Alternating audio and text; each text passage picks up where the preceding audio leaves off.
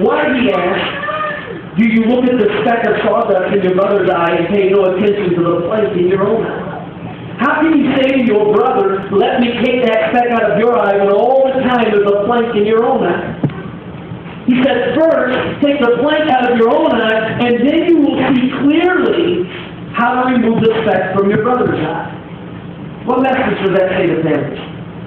It tells us that every time we feel slighted, offended, taken advantage of, or hurt, before we take out the guns and start shooting or run away or free someone out, we need to get alone with God and we need to ask some probing questions. Here's what we need to ask. You guys ready for this?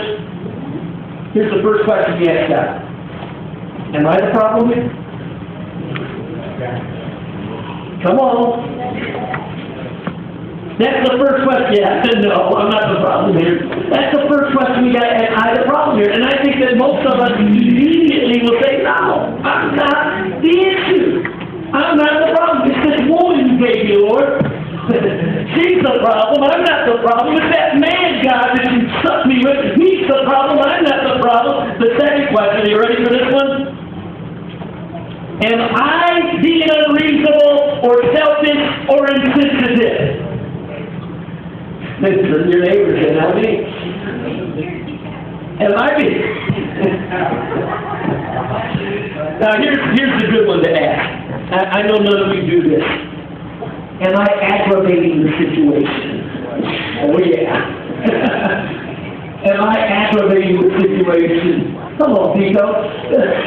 Yeah, that's me. And then we've got to ask that question about it.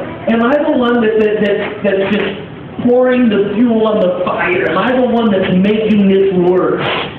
Am I aggravating someone during this situation? That's the third question you can ask yourself in prayer. There's a fourth question. This is the important one. Am I yielding to sin right now? Am I yielding to sin right now in the way that I'm behaving, in the way that I'm acting?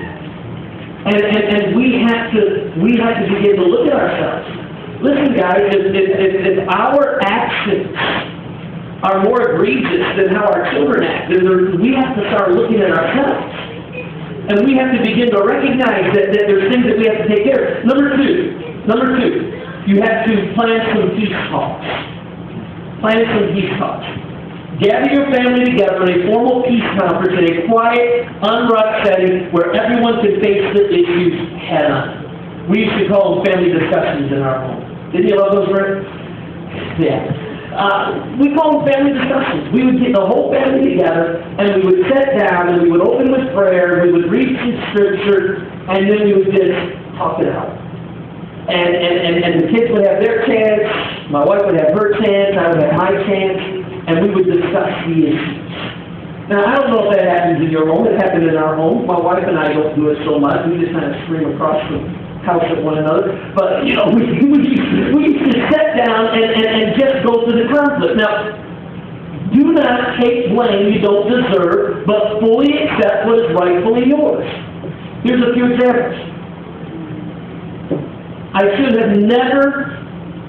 never have said what I said. If that's you, then I shouldn't have said it. If you said something that was hurtful, if you said something that was wrong, just admit it. I shouldn't have said what I said. Here's another one. I'm sorry I was so selfish. Yeah. You know what? I'm really sorry I was so selfish. I shouldn't have done that. I shouldn't have acted that way. Any guys ever said that to one another? Yeah, no. Okay.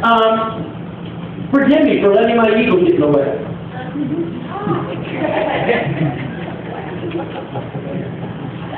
You guys act like you've never said this to one another. How about this one, guys? This is very serious. I feel horrible about blowing up in front of the kids like that. Or how about I've been expecting too much from you? Or how about it was unfair for me to think that you could read my mind? That one has just a little bit of sarcasm in it, doesn't it? It's wrong for me to think that you could read my mind. You will be amazed at the power of an apology. It really does. I mean, if you give a heartfelt, I'm sorry, if you give a heartfelt, I was wrong. If you give a heartfelt, you can't say, I was wrong, but. Anybody with me today? Yeah, I did that, but it was because you did dun dun dun dun dun dun dun. A heartfelt apology is just no strings attached, no but at the end. A heartfelt apology is, you know what, I messed up, I'm sorry, I was wrong. And the spouse has to say what? I know it. You're right, you know. The spouse has to be receptive to that. You don't bury them alive when they're trying to apologize. You don't say, that's right, don't ever let it happen again. If your spouse comes to the point that they are trying to give you a realistic apology, accept the apology, let the anger go, and bring yourselves together again. Come back to that place of harmony and love. And how many of you really, really, really want to have all that tension in your home? How many of you really want to spend the rest of the day with all this frustration and anger and tension going on? Once somebody's apologized, just accept the apology and get on with it. Enjoy yourself. Have a good day. Rest in the fact that you won today. You got to check in the win column. Enjoy it. Enjoy it. Conflict is going to happen. How we deal with that conflict is going to make all the difference in the world. Number 3, express hurt instead of hostility. Most problems start with hurt, and hurt is a legitimate response to disappointment and offense. It should never be denied or kept hidden inside, and it should always be expressed and discussed. But hurt becomes a problem when people let it build up inside, and then it turns to anger. And then you have an explosion. Number 4, make direct statements, and I'm closing to this. Hints and offhand remarks accomplish very little when you're trying to have a discussion and you're trying to deal with conflict. We must learn to say what we mean. This requires openness and honesty from all individuals involved. When you use the direct statement, make I feel statements. Many peace talks are sabotaged by your statements of accusations and antagonize the spouse, and often terminates the peace process before it even starts. You say things like this, you know.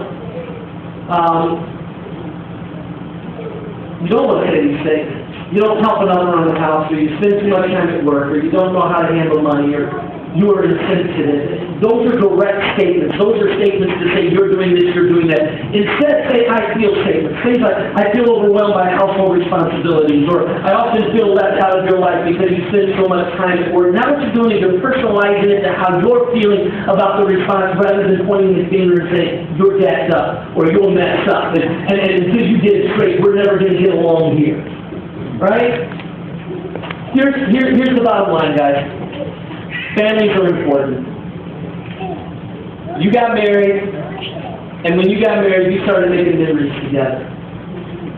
And my prayer for your family is that those memories that you're building, you have more positive memories than negative memories.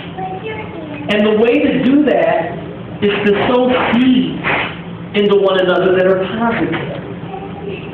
Speak positive things to one another. Build one another up.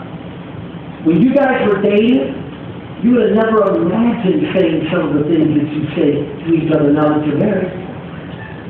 You would have never imagined it. Speak into one another's life.